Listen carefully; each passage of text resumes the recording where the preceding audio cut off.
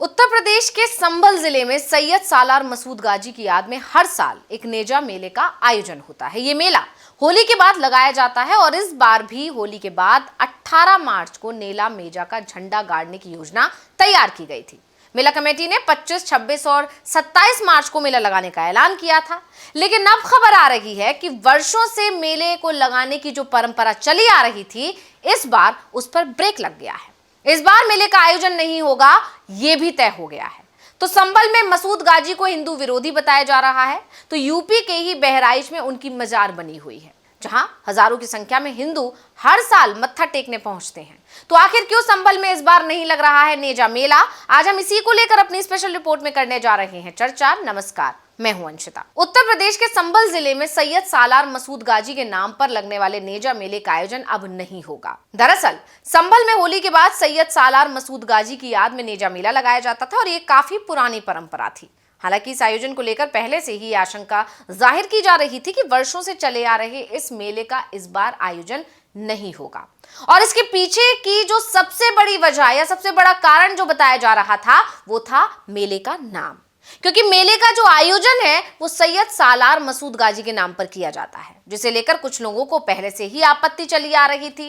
बार बार इसका विरोध किया जाता था और इस समय जिस तरह की सियासत देश में चल रही है, इतिहास के पन्नों को पलटकर सांप्रदायिक टकराव की घटनाएं हो रही हैं, पुराने मुद्दों को उठाकर लाया जा रहा है, उन पर चर्चा की जा रही है, उन पर विवाद बढ़ाया जा रहा है। जैसे कि अभी हाल ही में नागपुर में हुआ, जिस तरह से सांप्रदायिक टकराव कराया गया, औरंगजेब की कब्र का जो मुद्दा उठा, एक फिल्म से शुरू हुआ यह विवाद अब कब्र हटाने तक पर पहुंच चुका है और जिस तरह से वहां पर माहौल खराब हुआ, इसी तरह होली पर संभल में मस्जिदों को ढका गया था। उसके बाद अब मसूद गाजी के नाम पर मेले का आयोजन पहले से ही मुश्किल बताया जा रहा था और यह आशंका अब सच साबित भी हो गई है।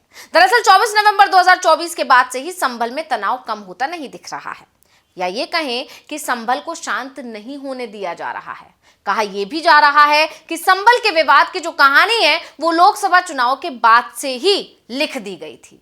लोकसभा चुनाव में बीजेपी को संभल में हार मिली और इसके बाद से ही संभल अशांत बना हुआ है।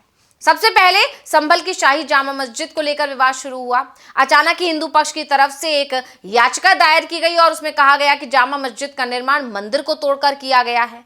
20 नवंबर 2024 को इसे लेकर संभल की कोर्ट में एक याचिका दायर होती है और उसी दिन उस पर सुनवाई होकर फैसला भी आ जाता है। इसी दिन मस्जिद का सर्वे भी शुरू हो जाता है। मस्जिद के सर्वे को लेकर कई तरह की चर्चाएं संभल में शुरू हो जाती हैं, जिसके बाद 24 नवंबर को संभल में जबरदस्त हिंसा होती है। इसके बाद से ही संभल अशांत बना हुआ है। अचानक ही हिंदू संगठनों की तरफ से संभल में कई तीर्थों को खोज खबर शुरू कर दी जाती है। बंद पड़े मंदिरों को खोला जाने लगता है और अब सालार मसूद गाजी की याद में लगने वाले नेजा मेले को अनुमति नहीं दी जा रही है।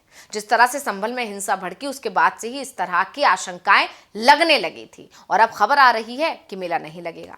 मेला से सप्ताह पहले ढाल गाड़ने वाली जो जगह है, जहां पर एक गड्ढा बना हुआ था, उसे पुलिस और प्रशासन ने बंद करा दिया है।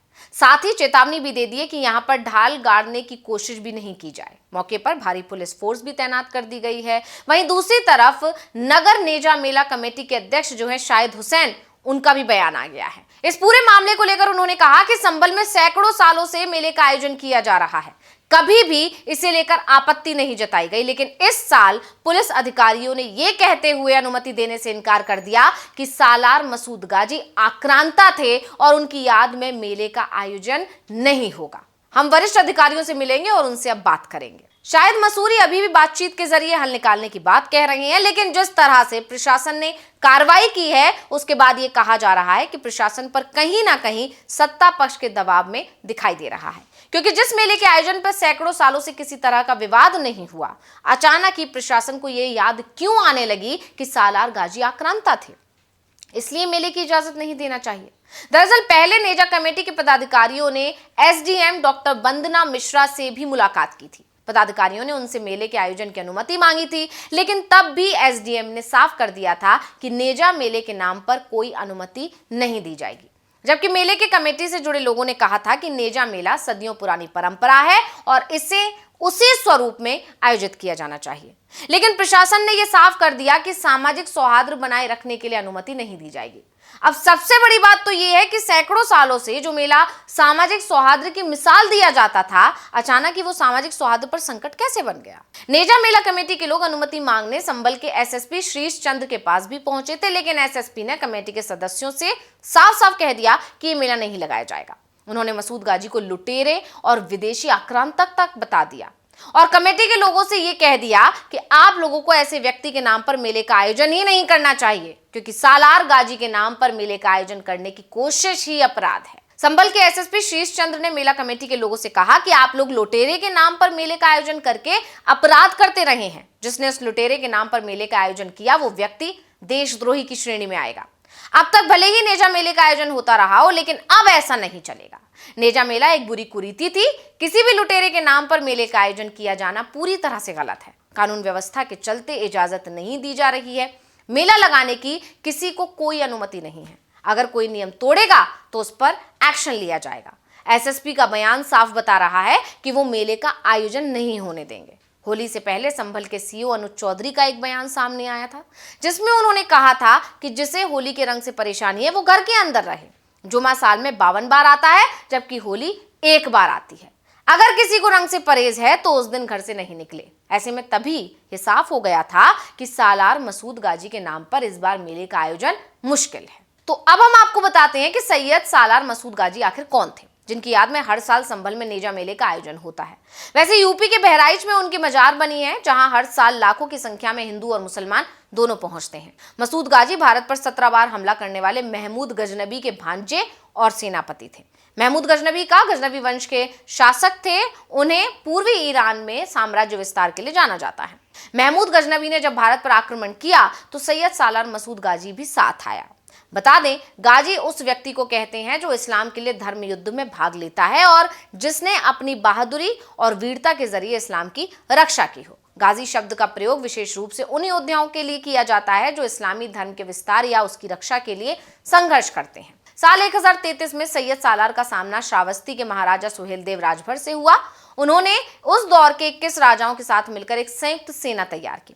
सैयद सालार और राजाओं की संयुक्त सेना के बीच जंग में महाराजा सुहेलदेव की सेना की जीत हुई। जंग में हार के बाद सालार गाजी की जान भी चली गई। इसके बाद सालार गाजी को उनकी सेना ने बहराइच में दफनाया था। यहीं सैयद सालार मसूद गाजी की कब्र है। दिल्ली के मुस्लिम सुल्तानों के शासन के दौरान में उनकी कब्र को दरगाह का रूप दिया गया था। यानी एक तरह से देखा जाए तो एक तरफ नागपुर में औरंगजेब की कब्र को लेकर विवाद छिड़ गया है, तो उसी तरह का विवाद अब उत्तर प्रदेश में शुरू होता दिखाई दे रहा है। यानी एक बीजेपी शासित राज्य से शुरू हुआ दंगा अब दूसरे राज्य में उठता हुआ दिखाई दे रहा है। अब देखना होगा कि इस मामले को पहले ही शांत कर लिया जाता है या नहीं, या फिर इस दंगे को भड़काया जाएगा। तो रिपोर्ट आपको कैसी लगी हमें कमेंट करके अपनी राय जरूर दीजिएगा। इसी के साथ मुझे दीजिए इजाजत। देखते रहिए डीवी लाइव। नमस्कार।